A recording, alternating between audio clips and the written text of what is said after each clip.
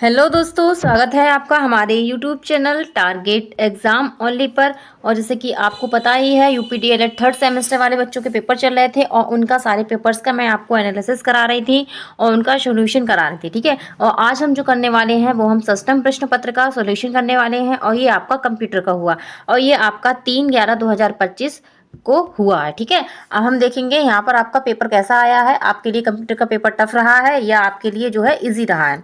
तो पहले चलेंगे हम अपने वस्तुनिष्ठ प्रश्न की तरफ। तो इसमें देखेंगे पहला वस्तुनिष्ठ क्या आया है। ये देखिए, इस तरीके से आपका पेपर आया है।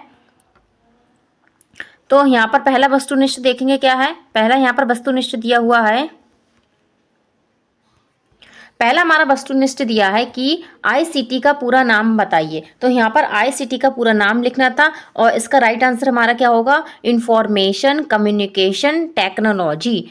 Information and communication technology. ठीक है, तो सेकंड वाला यहाँ पर राइट आंसर है। ठीक है, क्या है, सेकंड वाला राइट आंसर है। इसको हम हिंदी में कहते हैं सूचना एवं संचार प्रौद्योगिकी। ठीक है, सूचना एवं संचार प्रौद्योगिकी कहते हैं। ठीक है, नेक्स्ट क्वेश्चन देखेंगे। सेकंड क्वेश्चन आपका आया है कि Netscape Navigator. Netscape Navigator है तो ये क्या है, ब्रेव ब्राउजर है, नेट साइड है, हार्डवेयर है या आपका चैटिंग है। तो यहाँ पर राइट आंसर क्या है, ये हमारा ब्रेव ब्राउजर है। ठीक है, क्या है, ब्रेव ब्राउजर है। तो सेकंड का फर्स्ट होगा। थर्ड नंबर क्वेश्चन देखेंगे। थर्ड नंबर क्वेश्चन दिया है स्लाइड तैयार करने। तो थर्ड नंबर हमारा क्वेश्चन दिया है स्लाइड तैयार करने के लिए इनमें से किस सॉफ्टवेयर का प्रयोग करते हैं। तो आपने देखा होगा जो हम स्लाइड तैयार करते हैं उसके लिए कौन सा सॉफ्टवेयर का यूज करते हैं। तो किसका करते हैं, एमएस वर्ड का करते हैं, एमएस एक्सेल का करेंगे, एमएस रॉक्सिस का करेंगे या एमएस पावर पॉइंट का करेंगे। तो राइट आंसर क्या होगा, एमएस पावर पॉइंट। तो यहाँ पर हमारा फोर्थ वाला राइट आंसर है। ठीक है, थर्ड का क्या है, फोर्थ है। तो इस तरीके से आपके ये आंसर थे। इजी पेपर आया था, जिसको कंप्यूटर की नॉलेज होगी वो तो बिना पढ़े ही इसको दे आया होगा। ठीक है, अब हम चलेंगे अपने अगले क्वेश्चन की तरफ। अगला क्वेश्चन देखेंगे क्या है। यहाँ पर हमारा फोर्थ और फिफ्थ नंबर क्वेश्चन है। तो फोर्थ नंबर क्वेश्चन आया हुआ है कि निम्न में से किसका उपयोग डाटा भंडार के लिए नहीं होता है। तो नहीं होता है ये लिखा हुआ है। ठीक है, तो पेन ड्राइव का, हार्ड डिस्क का, लाइट पेन का या मेमोरी कार्ड का। तो राइट आंसर क्या है आपका, यहाँ पर राइट आंसर होगा लाइट पेन। ठीक है, तो लाइट पेन का हम यूज क्यों होता है, भंडार में नहीं करते, डाटा भंडार में नहीं करते, कि डाटा के स्टोरेज के लिए नहीं यूज करते हैं। देखेंगे फिफ्थ नंबर क्वेश्चन देखेंगे। फिफ्थ नंबर क्वेश्चन दिया है कि शैक्षिक कार्यक्रमों में प्रसारण हेतु शैक्षिक दूरदर्शन चैनल का नाम है। तो क्या कहते हैं इस चैनल को, इस चैनल को कहते हैं ज्ञान दर्शन। तो फिफ्थ का राइट आंसर क्या है, फिफ्थ का राइट आंसर है ज्ञान दर्शन, सेकेंड वाला।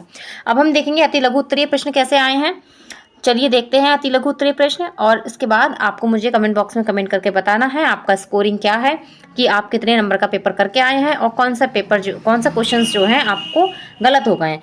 तो यहाँ पर 6 नंबर हमारा क्वेश्चन है अति लघु। पहला 6 नंबर क्वेश्चन है कि निम्न का नाम लिखिए। तो यहाँ पर LAN और WNA का नाम लिखना था। ठीक है, LAN और WAN का। तो लैन और बैन का। तो लैन का मतलब क्या होता है, लोकल एरिया नेटवर्क होगा और बैन का मतलब होता है कि वाइड एरिया नेटवर्क। ठीक है, 7 नंबर क्वेश्चन पूछा गया है कि स्मार्ट क्लास की विशेषता, ये भी आपने लिख दी होंगी। और 8 नंबर क्वेश्चन है ऑनलाइन परीक्षाओं में 2 उद्देश्य लिखिए। तो ये भी आपने लिख दिए होंगे, ऑनलाइन जो परीक्षाएं होती हैं उनका उद्देश्य क्या होता है। अब 9 नंबर यहाँ पर आया है कि एजुकेट के कार्य 2 कार्य लिखने थे, तो इसको भी आपने इजीली कर दिया होगा। ठीक है, तो शिक्षा को बढ़ावा देना है और क्या है, जो दूर लोग हैं उनको जो है शिक्षा से जोड़ना है। ठीक है, एजुकेट का मतलब है स्टैंड अप सामग्री को जो दूराज में क्षेत्र में जो लोग हैं उन तक पहुंचाना। ठीक है, 10 नंबर क्वेश्चन दिया है कि भारत में दूरदर्शन का प्रारंभ कब हुआ था। तो इसका राइट आंसर क्या है, इसका राइट आंसर होगा 15 सितंबर 1958। तो 15 सितंबर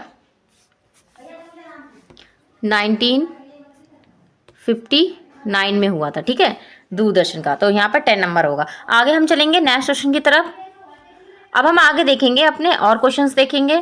अगला 11 नंबर हमारा क्वेश्चन दिया हुआ है यहाँ पे कि ई अधिगम। उसके बाद 11 नंबर क्वेश्चन आया है कि ई अधिगम संबंधित 2 वेबसाइट लिखिए। तो ये भी आपने लिख दी होंगी ई अधिगम संबंधित वेबसाइट। इसमें एक होगी स्वयं होगी, एक आपकी होगी NPTEL होगी। ठीक है, NPTEL होगी। इसके बाद अति लघु उत्तरीय प्रश्न देखते हैं। इसमें आया है सर्च इंजन के प्रकार बताइए। तो ये भी आपने लिख दिए होंगे। इसके बाद 13 नंबर क्वेश्चन है कि ओवरहैंड प्रोजेक्ट के भाग लिखिए। तो ओवरहैंड प्रोजेक्ट भी आपने लिख दिया होगा कि क्या क्या होते हैं इसके भाग। इसके बाद 14 नंबर है कि कंप्यूटर के प्रमुख भाग लिखिए। तो ये भी आपने कर दिया होगा। इसमें जो है कंप्यूटर के भाग में भी आपने कर दिया होगा। Input device, output device, memory हो गया, स्टोरेज हो गया, ये सारे हमारे इसमें आते हैं। ठीक है, सीपीयू वगैरह। 14 नंबर क्वेश्चन है कि 14 नंबर क्वेश्चन हो गया आपका। इसके बाद 15 नंबर क्वेश्चन है कि 15 नंबर क्वेश्चन क्या है? 15 नंबर क्वेश्चन हमें यहाँ पर दिया है कि टेली कॉन्फ्रेंसिंग के 4 लाभ बताइए। तो टेली कॉन्फ्रेंसिंग के 4 लाभ बताने थे। किसी समय और जो इसकी लागत की बचत होती है, बेहतर सहयोग होता है और बढ़ती हुई जो उत्पादकता होती है, इसमें लचीलापन होता है। 16 नंबर है कि सॉफ्टवेयर के प्रकार बताइए। तो सॉफ्टवेयर के प्रकार भी आपने लिख दिए होंगे। तो 16 नंबर में हमारा जो है सॉफ्टवेयर के प्रकार, तो यहाँ पर जो है सिस्टम सॉफ्टवेयर होगा, एप्लीकेशन हो गया, यूटिलिटी हो गया और आपका हो गया प्रोग्रामिंग हो गया। इस तरीके से ये सॉफ्टवेयर होते हैं। अगला क्वेश्चन यहाँ पर पूछा गया है 17 नंबर है कि विकिपीडिया क्या है। तो विकिपीडिया के बारे में पूछा गया है।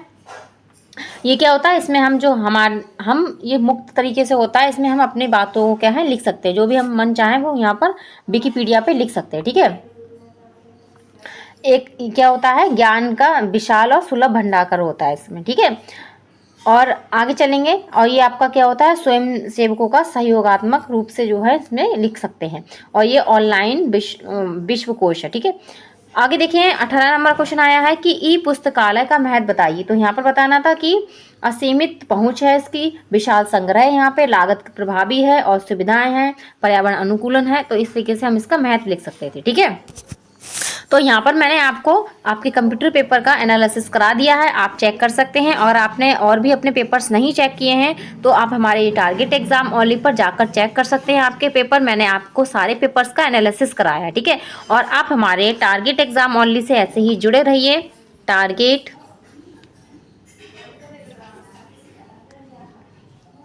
एग्जाम